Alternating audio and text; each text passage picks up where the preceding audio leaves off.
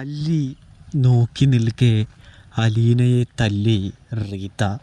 അങ്ങനെ പ്രിയ പ്രേക്ഷകരെ, പ്രിയ കൂട്ടുകാരെ, മഴ തോരും മുമ്പേൽ വളരെ വലിയ സംഭവവികാസങ്ങളാണ് നടക്കുന്നത് എന്ന് കാണാനായിട്ട് സാധിക്കും. അങ്ങനെ സ്റ്റാൻലി നാളെയാണ് നമ്മുടെ അലീനയെ അധികാര ചുമതല ഏൽപ്പിക്കുന്നത് എന്ന് കാണാം. ഇന്ന് സ്റ്റാൻലി തിരിച്ചറിവിൻ്റെ വക്കിലെത്തുകയാണ്. അതായത് തൻ്റെ മകളുടെ മനസ്സിൽ തനിക്ക് കാളും സ്ഥാനം ബാലചന്ദ്രനാണെന്നും കൂടാതെ തന്നെ തനിക്കും സ്ഥാനം വേണമെന്ന് മനസ്സിലാക്കുന്ന സ്റ്റാൻലിയാണെങ്കിൽ അലീനയെ സ്നേഹിക്കാനായിട്ട്, അലീനയ്ക്ക് തുണയായി നിൽക്കാനായിട്ട് ശ്രമിക്കുകയാണ് എന്ന് കാണാൻ സാധിക്കും. അതായത് അലീനയെ കൂടുതൽ സ്നേഹിക്കാനുള്ള തയ്യാറെടുപ്പിലേക്ക് സ്റ്റാൻലി മാറുന്നൊരു കാഴ്ച. അങ്ങനെ സ്റ്റാൻലിയാണെങ്കിൽ അലീന കിടന്നുറങ്ങുന്ന, ക്ഷീണം പിടിച്ച് തളർന്ന് കിടക്കുന്ന അലീനയുടെ അടുത്തേക്ക് ചെല്ലുകയാണ്. മോളെ, നീ ഇനിയും പട്ടിണിയും കാര്യങ്ങളൊന്നും കിടക്കരുത്, നീ വാ ഭക്ഷണം കഴിക്കാമെന്ന് പറയുമ്പോൾ, പപ്പ ഇന്ന് ഞാൻ ഉപവാസമാണെന്ന് പപ്പയോട് പറഞ്ഞതല്ലേ, പിന്നെ ഞാൻ എങ്ങനെ ഭക്ഷണം കഴിക്കാനാണ്? ഇനിയിപ്പോൾ ഞാൻ ഭക്ഷണമൊന്നും കഴിക്കുന്നൊന്നുമില്ല, ഇന്ന് തീർച്ചയായിട്ടും ഉപവാസത്തിലാണ് എന്ന് പറയുന്നത് കാണാൻ സാധിക്കുന്നുണ്ട്. മോളെ നീ വാ, നമുക്ക് പരിഹാരം കണ്ടെത്താം എന്ന് പറയുമ്പോൾ അലീനയാണെങ്കിൽ സ്റ്റാലിൻ്റെ കൂടെ താഴേക്ക് ചെല്ലുകയാണ്. താഴേക്ക് ചെന്ന് കഴിയുമ്പോൾ സ്റ്റാലിൻ അലീനയെ ഇരുത്തുകയാണ് എന്ന് കാണാം. ഇരുത്തിയതിന് ശേഷം സ്റ്റാലിന് ഭക്ഷണം വിളമ്പുന്നു. അലീന ഭക്ഷണം വിളമ്പാനായിട്ട് സമ്മതിക്കുന്നില്ല എന്ന് കാണാം. തനിക്ക് വേണ്ട എന്ന് തന്നെ പറയുന്നു. ഇതേ സമയമാണെങ്കിൽ സ്റ്റാലിയാണെങ്കിൽ കമ്പും കോലുമെല്ലാം ഒഴിവാക്കിക്കൊണ്ട് തന്നെ എന്ത് ചെയ്യുന്നു, അലീനയ്ക്ക് ചോറ് കൈകൊണ്ട് വാരി നൽകുന്ന ഒരു കാഴ്ചയാണ് കാണാനായിട്ട് സാധിക്കുക. ഇതേ സമയമാണെങ്കിൽ നമ്മുടെ അലീനയ്ക്ക് നേരെ നീട്ടുകയാണ് ഒരു ഉരുള. അപ്പോൾ അലീനയാണെങ്കിൽ ആകെ ഞെട്ടിപ്പോവാണ്. ഇത് തൻ്റെ പപ്പ തന്നെയാണോ എന്ന് ചിന്തിച്ചു പോവുകയാണ് എന്ന് കാണാനായിട്ട് സാധിക്കും. ഇതേ സമയം പപ്പയുടെ കയ്യിൽ നിന്നും അലീന ഭക്ഷണം കഴിക്കുകയാണ്. തുടർന്ന് സ്റ്റാലിയാണെങ്കിൽ എന്ത് ചെയ്യുന്നുണ്ട്, നമ്മുടെ പൗലോസിനെ വിളിച്ചിട്ട്, പൗലോസേ, നീ ഇനി മുതൽ അലീനയെയാണ് അനുസരിക്കേണ്ടത്. അലീനയ്ക്ക് ഇഷ്ടമുള്ളത് അവൾ പറയുന്നത് എന്താണെന്ന് വെച്ചാൽ ചെയ്താൽ മതി.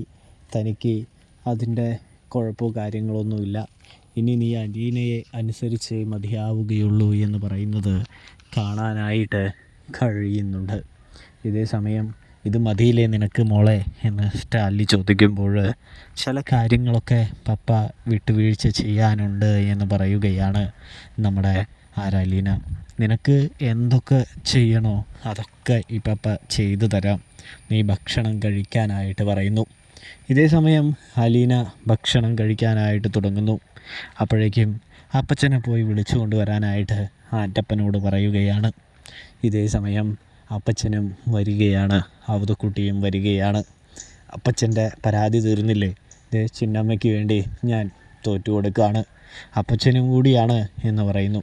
ഇനി അപ്പച്ചനും ഭക്ഷണം കഴിക്കാനായിട്ട് പറയുന്നു. ചേടാ, എനിക്കറിയായിരുന്നു നീ ഞങ്ങൾക്ക് വേണ്ടി തോക്കുമെന്ന്, എന്തായാലും നന്നായി എന്ന് പറയുന്നു. ഒടുവിൽ അപ്പച്ചനും ഭക്ഷണം കഴിക്കുകയാണ്. ഇതേ സമയം നമ്മുടെ അവതക്കുട്ടിക്ക് മനസ്സിലാകുന്നുണ്ട്, അതായത് തന്നെ ഓർത്തിട്ടൊന്നുമല്ല അവൻ തോൽവി സമ്മതിച്ചതെന്ന്. അവൻ ചിന്നമ്മയെ കണ്ടിട്ടാണ്, അവൻ്റെ മകൾക്ക് വേണ്ടിയാണ് അവൻ തോൽവി സമ്മതിച്ചത്. അല്ലെങ്കിൽ താനൊക്കെ മുൻപേ പരിശ്രമിച്ചിട്ടും അവൻ ഇതിന് വഴങ്ങിയില്ലല്ലോ. അപ്പോൾ അവൻ്റെ മകൾ അവനെ സ്വാധീനിച്ചു തുടങ്ങി എന്ന് അവതക്കുട്ടി തിരിച്ചറിയുകയാണ്. ഇതേ സമയം അവരെല്ലാവരും സന്തോഷത്തോടെ ഭക്ഷണം കഴിക്കുകയാണ്. തുടർന്ന് എഴുന്നേൽക്കാൻ നേരത്ത് പൗലോസിനെ വീണ്ടും ഓർമ്മിപ്പിക്കുന്നുണ്ട്, ഇനി അലീനയെ അനുസരിക്കണമെന്ന്. അത് കേട്ട അവതക്കുട്ടിക്കാണെങ്കിൽ വളരെയധികം സന്തോഷമാകുന്നുണ്ട്. അവതക്കുട്ടി അലീനയോട് ചോദിക്കുകയാണ്, ഇപ്പോൾ മോൾ ആഗ്രഹിച്ച പോലെ ആയില്ലേ, നിനക്കിനി ആർഭാടമൊക്കെ ഇവിടെ കുറയ്ക്കാവുന്നതാണ്, അതിനുള്ള അധികാരം അവൻ തന്നു കഴിഞ്ഞില്ലേ എന്ന് ചോദിക്കുമ്പോൾ പപ്പയുടെ മാറ്റം എനിക്ക് വിശ്വസിക്കാനായിട്ട് പറ്റുന്നില്ല എന്ന് അലീന പറയുകയാണ് എന്ന് കാണാൻ കഴിയുന്നുണ്ട്.